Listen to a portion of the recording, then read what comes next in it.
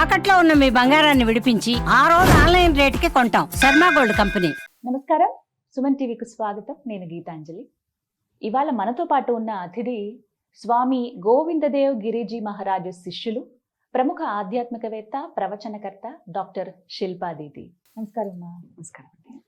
Gen Z ఎంత fast ఉందంటే ఇప్పుడు జనరేషన్, కొత్త కొత్త పదాలు, కొత్త కొత్త పేర్లు, అంటే ప్రతిదానికి కొత్త అర్థాలు వింటూ ఉన్నాం. ఒకప్పుడు అసలు ఇలా చూసిందే లేదు ముందు తరం వాళ్ళు. అంటే తరాలు మారే కొద్దీ చాలా చేంజెస్ మనం చూస్తూ ఉంటాము. కానీ ఎన్ని తరాలైనా మనకు ఉండాల్సింది దైవభక్తి అని చెప్తారు. ఇలాంటి గురువుల ద్వారా అవి తెలుసుకున్నాం మేము.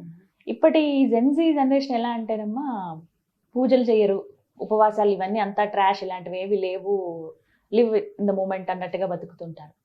ఇలాంటి వారికి కూడా దైవానుగ్రహం పొందాలి, వారు పూజలు చేయాలి, స్వామి సేవలో తరించాలి, అమ్మవారి సేవలో తరించాలంటే ఏమన్నా సలహాలు ఇవ్వండి అమ్మా, ఎలా ఉండాలి అసలు అంటే?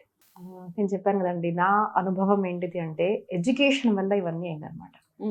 మనం మెకాలీ కనుక చదివాము అంటే, మన ఇన్వేజన్ గురించి, మన హిస్టరీ గురించి ఇప్పుడు అందరూ మాట్లాడుతున్నారు, దాని గురించి చదివాము అంటే we will conquer India again, but this time it will be the conquer will be through education అని రాసే ఆడతాను. అది వాళ్ళు సక్సెస్ఫుల్ అయ్యారు దాదాపు. That's the reason. భారతదేశంలో ఉంటూ కూడా మనము ఇండియా అంటున్నాము, భారతం అనడం లేదు. భారత్ హ్యాజ్ అ చరిత్ర. దాని భారత్ అనామంటే దానికి వెనక ఒక చరిత్ర ఉంది.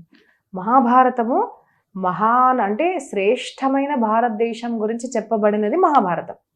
చాలా మంది మహాభారతము అంటే యుద్ధ కథ అనుకుంటారు. No, the great India I can say. దాని మీనింగ్ మహాభారత్. దాంట్లో చాలా మందికి తెలియదు ఏంటిది అంటే జియోగ్రఫీ చెప్పారు. ఏ ప్రాంతాల్లో అసలు నదులు ఎక్కడి నుంచి వచ్చాయి, ఏ తీర్థ స్థానాలు ఎక్కడ ఉన్నాయి, మీరు ఇప్పటికీ కూడా మీకు ప్రూఫ్స్ కావాలి, ఇక్కడే బద్రీనాథ్ ఉంది, ఇక్కడే ప్రాంతం ఉంది అంటే యు రీడ్ మహాభారత్. ఆస్ట్రాలజీ ఉంది దాంట్లో. ఈ యుద్ధ గ్రంథం, యుద్ధ అనేసి ఒక స్మాల్ పార్ట్. దాంట్లో భగవద్గీత ఉంది, విష్ణు సహస్రనామం ఉంది, శివ సహస్రనామం ఉంది, కృష్ణ ఎలా నడిచాడు, అధరం మధురం వదనం మధురం అని అంటాం కదా, అసలు తను ఎలా మాట్లాడాడు, ఎలా ఆలోచించాడు, different kinds of management skills, ఒక రాజ్యం ఎలా నడవాలి, ఒక మంచి కింగ్ అవ్వాలని కూడా, PM or CM or whatever, MLA whatever, మీ ఒక ప్రాంతాన్ని మీరు చూసుకోవాలి. దానికి మీరు మహాభారతం చదవండి.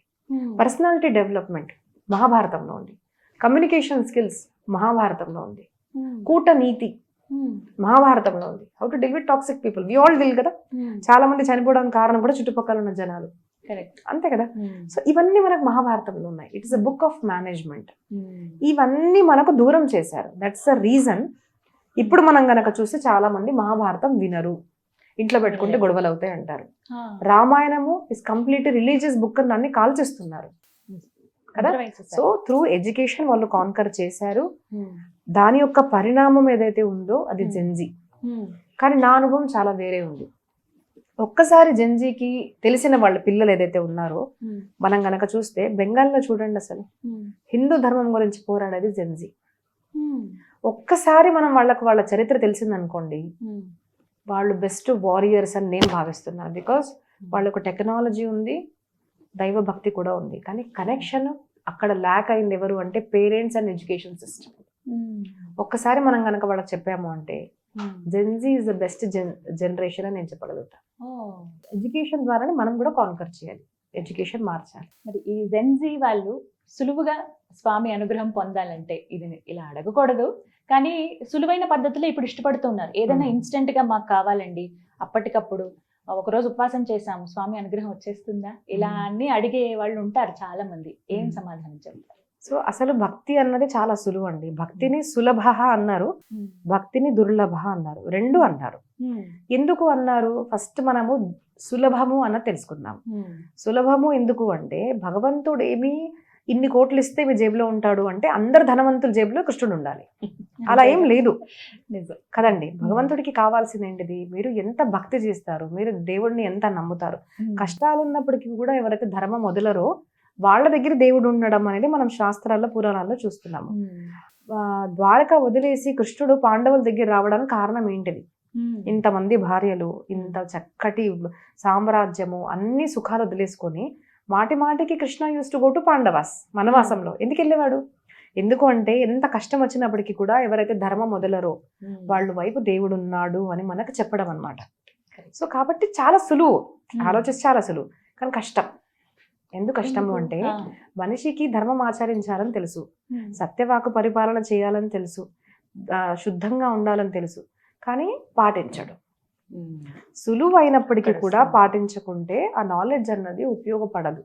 నాలెడ్జ్, విజ్డమ్ 2 వర్డ్స్ ఉంటాయండి. జ్ఞానము ఆచరిస్తే జ్ఞానవంతులు, అంతే కదా. జ్ఞానము ఆచరించాలి, మనకు తెలిసిన జ్ఞానం మనం ఆచరిస్తేనే మనము భక్తులం అవుతాము. లేదు అంటే నాలెడ్జ్కి యూజ్ ఏంటిది, విని వదిలేయడం అంతే. ఫర్ ఎగ్జాంపుల్ ఒక అబ్బాయి డాక్టర్ అయిపోయాడు, 28-30 years అయిపోయింది, డాక్టరేట్ డిగ్రీ వచ్చేసింది. తను 10 years ప్రాక్టీస్ చేయలేదు. మనం అట్లా డాక్టర్ దగ్గరికి వెళ్తామా? వెళ్ళాము. హూ ఈస్ ప్రాక్టీసింగ్ డాక్టర్, మనం వాళ్ళ దగ్గరికి వెళ్తాము. ఎందుకంటే కొత్త కొత్త రోగాలు వస్తుంటాయి, కొత్త కొత్తవి వస్తుంటాయి. సో ప్రాక్టీస్ చేసిన వాడికి సులువుగా ఒక్కసారి చేయబట్టుకోగానే చూడంగానే చెప్పేసే డాక్టర్లు ఉంటారు. ఎందుకు? మనం వాళ్ళని ఎక్స్పీరియన్స్డ్ డాక్టర్ అంటాం. Similarly sadhaka or guru should be experienced. తెలిసిన జ్ఞానాన్ని మనం ఆచరించాలి. సో అలాగా భక్తి సులభము దుర్లభము, అది నీ చేతుల్లో ఉంది, ఆచరించే వాళ్ళ చేతుల్లో ఉంది. సులువైనది నన్ను ఆచరిస్తావా? చాలా సులువైనది. ఎందుకు అంటే భగవత్ చరిత్ర చూడండి మీరు. భగవంతుడు కనుక ఓన్లీ బ్రాహ్మణ్స్ చేతుల్లో వెళ్ళాలి అంటే ప్రతి ఒక్క పురాణంలో స్టార్టింగ్ వస్తుంది, ఒక దొంగ బ్రాహ్మణుడు, ఒక తప్పుడు పనిచేసే బ్రాహ్మణి, ఇవన్నీ కథలు వస్తాయి. అంటే బ్రాహ్మణుడు తప్పు చేసినా కూడా తనకు నరక యాతన అన్నది దొరుకుతుంది అని చెప్తారు. సో ఎప్పుడు బ్రాహ్మణుడి దగ్గరికి వెళ్ళాడు, బ్రాహ్మణుడు తప్పు చేసినా కూడా తనకి పనిష్మెంట్ ఉంటుంది. మరి దేవుడు ఎవరి దగ్గరికి వెళ్తాడు? ప్రహ్లాదు దగ్గరికి కూడా వెళ్తాడు, అంటే అసుర బాలకుడి దగ్గరికి కూడా వెళ్ళాడు. భగవంతుడు గజేంద్రుడు, అంటే మనిషి కాదు పశువైన వాళ్ళ దగ్గరికి కూడా వెళ్తాడు. భగవంతుడు జటాయుకి మోక్షాన్ని ఇచ్చాడు కదండి, పక్షికి కూడా ఇచ్చాడు. సో ఇలాంటివి మనం గనక చదివితే మనం ఎప్పుడు చూస్తాం ఏంటిది అంటే భగవంతుడు, మనం అంటాం, మన మాటల వరకే అంటామండి, కాస్ట్, క్రూ, కలర్ ఇవన్నీ డిఫరెన్స్ లేవు మా దగ్గర అంటాం, కానీ డిఫరెన్స్ ఉంటుంది. మన ఆచరణ మనం డిఫరెన్స్ చూపిస్తాము. తెల్లవాళ్ళు ఉన్నారనుకోండి, తెల్లవాళ్ళు బాగుంటారు, నల్లవాళ్ళు బాగాలేరు అని మనం ఆచరిస్తాం అలాగా. కానీ భగవంతుడు చెప్పింది చేస్తాడు, చేసిందే చెప్తాడు. ఏంటిది అంటే తను ఎప్పుడు కూడా నువ్వు మనిషివా, నువ్వు అందంగా ఉంటావా, నువ్వు డబ్బుందా, నీ కాస్ట్ ఏంటిది, ఇవన్నీ చూడలేదు పరమాత్మ. అందుకోసం శబరి దగ్గరికి వెళ్ళాడు, అంతే కదండి. సో ఈ చరిత్ర తెలిసిన తర్వాత మనము దేవుడికి కనెక్ట్ అవుతాము. దట్ దేవుడు నా యొక్క ఏమంటారు హోదాల్ని చూడడు. డబ్బుందా, ఆడపిల్లవా, ఒక అబ్బాయివా, నువ్వే వంశానికి చెందావో, ఎంత జ్ఞానం ఉంది, ఏమీ జ్ఞానం లేకున్నా కూడా కృష్ణ కృష్ణ కృష్ణ అన్న వాళ్ళ దగ్గరికి వచ్చాడు. అంతెందుకండి, రామాయణం రాసింది ఎవడు? రామ రామ అని కూడా పలకడానికి రావడం లేదు, అదే మరా మరా మరా అనుకుంటూ రాసిన వాల్మీకి ద్వారా రామాయణం రాయించాడు, అంతే కదా. అలాంటి చరిత్ర ఈరోజు వింటున్నాము. సో తను నిజంగా పాత్రత చూడడు, తను భక్తిని మాత్రం చూస్తాడు, శుద్ధ మనసుని మాత్రం చూస్తాడు. అందుకోసం అంటారండి, భగవంతుడు కృష్ణుడు ఏదైతే ఉంటాడో వెన్న దొంగలిస్తాడు కదా, వెన్న దొంగ అంటాం కదండి. ఆయనకు అవసరం ఆ వెన్న దొంగలించడం? సాక్షాత్తు పరమాత్మ త్రిలోకాలే నోట్లో పెట్టుకొని మనకు చూపించేవాడు వెన్నెందుకు దొంగలిస్తున్నాడు? ఎందుకు అంటే దానికి ప్రతీకం చెప్తారన్నమాట. వెన్న శుద్ధంగా ఉంటుంది కదండి, వెన్న నీళ్ళల్లో కూడా తేలుతుంది, వెన్న శుద్ధంగా ఉన్న స్వరూపం. అలాగా ఎవరి మనసు అయితే వెన్నలాగా మృదువుగా ఉంటుందో, అంటే మన మనసు కఠినంగా ఉంటుంది, అంతే కదా. మనిషిలో దయ లేదు, శుద్ధ భావన లేదు, అసత్యం పలుకుతాడు, అధర్మం చేస్తాడు. అలాంటి వాళ్ళ మనసు నాకెందుకయ్యా అంటాడు. అని ఏమంటాడు? నిర్మల మన జన సోమోహి పావా. నీకు ఎలాంటి వాళ్ళు ఇష్టం అంటే నిర్మల మన మనసు ఉన్న వాళ్ళు కావాలి, వెన్న లాంటి వాళ్ళు. అలాంటి వాళ్ళని నేను చేతిలో పట్టుకుంటాను అంటారు.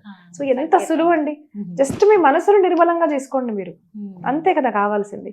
సో సింపుల్ అంతే. మన శాస్త్ర పురాణాలు కూడా మనం కనుక చూస్తే పెద్ద పెద్ద తపశ్చర్యలు ఏం చెప్పలేదండి, సింపుల్ గానే చెప్పారు. మనం భాగవత్ ధర్మం గనక భాగవత పురాణంలో చూస్తే గోపికలకి కృష్ణుడు ఎలా దొరికాడు? వాళ్ళు ఏం సంసారం వదులుకోలేదు, భార్య భర్త పిల్లలు అన్ని ఉన్నారు, దివర్ వర్కింగ్ ఉమెన్. మనం చూస్తాం కదా, వాళ్ళు కుండలు పెట్టుకొని అమ్మడానికి వెళ్ళేవాళ్ళు, ఆడవాళ్ళు మజ్జిగ పాలు అవన్నీ అమ్మేవాళ్ళు. కానీ వాళ్ళ కృష్ణుడు దొరికాడు, వాళ్ళతో ఆడుకునేవాడు, వాళ్ళు చెప్తే డాన్స్ చేసేవాడు. ఎందుకు దొరికాడు? ఎలా పరమాత్మ దొరుకుతాడు అంటే వాళ్ళు అలా తల మీద పెట్టుకొని వెన్న తీసుకోండి, పాలు తీసుకోండి, గోవిందుడు తీసుకోండి, గోపాలుడు తీసుకోండి అని అంతగా లీనం అయిపోయారు. సో మనం చేస్తున్న ప్రతి పనిలో కూడా కృష్ణ పరమాత్మ ఉండాలంటే దేవుడు ఉండాలి, నన్ను ఎప్పుడు చూస్తున్నాడు అన్న భావనతో మనం ఏ పని చేస్తున్నా కూడా నామస్మరణ చేయండి. ఆ దేవుడిని మర్చిపోకండి. దేవుడు నన్ను చూస్తున్నాడు అన్న భావనతో కర్మ చేస్తూ నామస్మరణ చేశాము అంటే మనకు దేవుడు దొరుకుతాడు, అంతే కదండి. ఏం కష్టమైనది కాదు, సులువైన పద్ధతులు. ప్రకాశిత కోపి నవీన మార్గాహ భాగవతం చెప్తుంది మనకు. నవీన మార్గం, కొత్త మార్గం. మీరు పండరిపురంలో అందరు డెవోటీస్ చూడండి, ప్రతి ఒక్క జాతి నుంచి ఒక్కొక్క భక్తుడి చరిత్ర వస్తుంది. వాళ్ళు ఏం చేశారు సాధన ఒక్కసారి మీరు తీయండి. నామదేవుడు టైలర్, ఆయన పని చేసుకుంటూ రామకృష్ణ హరి రామకృష్ణ హరి రామకృష్ణ హరి రామకృష్ణ హరి అంతే, తప్పుడు చేయలేదు. కాయా వాచ మనస వాక్కుతో రామకృష్ణ హరిని పలికాడు. తుకారాం మహారాజ్, హి వాజ్ అ బిజినెస్ మ్యాన్, ఎప్పుడు తప్పు చేయలేదు. ఎప్పుడు కూడా తనకున్న ధనాన్ని అన్నిని కూడా 10 మందికి మంచి చేయడానికి ఉపయోగించి రామకృష్ణ హరి రామకృష్ణ హరి రామకృష్ణ హరి అన్నారు అంతే. కార్నోపాత్ర, she was a daughter of prostitute. ఒక ప్రాస్టిట్యూట్ కి పుట్టిన ఆమె వృక్షంగా మారిపోయింది. తనే సాక్షాత్తు పండరినాథుడిలో ప్రవేశించింది సశరీరం. ఎవరు? వేషకు పుట్టిన కన్య కూడా దేవుడు స్వీకరించాడు. ఎందుకు? తను ఏం చేసింది? నేను తప్పు చెయ్యను, మా అమ్మ ఇవ్వచ్చు, నా శరీరాన్ని నేను ఎవరికి ఇవ్వను, పవిత్రంగా పెట్టుకొని రామకృష్ణ హరి రామకృష్ణ హరి గుజ్బంస్ వస్తున్నాయి చూడండి. ఇప్పటికీ ఆ పరమాత్మ లీనం అయిపోయింది. ఏం చేసిందండి? సో మీరు ఎవరికి పుట్టారు, ఏ వంశంలో పుట్టారు, తెల్లగా ఉంటారా, నల్లగా ఉంటారా, మీ కలర్ ఏంటిది, మీకు భాష వచ్చా, మీకు మాట్లాడడం వచ్చా, మీకు సంస్కృతం వచ్చా, ఏమి అవసరం లేదు. మనస్ఫూర్తిగా శరణాగతి ఉంటూ పరమాత్మ నన్ను చూస్తున్నాడు, అందరిలో నా చుట్టూ పరమాత్మనే ఉన్నాడు అని భావిస్తూ రామకృష్ణ హరి అని మీ పని మీరు చేసుకుంటూ ఆచరించండి. That is the easiest way and proven way. Doubt ఉంటుంది కదా, ఇంతమంది ఆచరించారు, ఆల్రెడీ చేసిన వాళ్ళని మనము ఆచరించడం ఈజీ కదండి. యద్యదాచరతి శ్రేష్ఠ, అందరూ శ్రేష్ఠులు చేసి చెప్పారు. అన్నమాచార్య అదే కదా చెప్పింది. ఆకటి వేళల అలపైన వేళలను కేకువ హరినామమే, దిక్కుమరి లేక కేకువ హరినామమే. అంతే కదా, ఎప్పుడు హరిని స్మరించండి, పరమాత్మని స్మరించండి. It's easiest way to reach God. చాలా చక్కగా చెప్పారమ్మా. సంతోషం.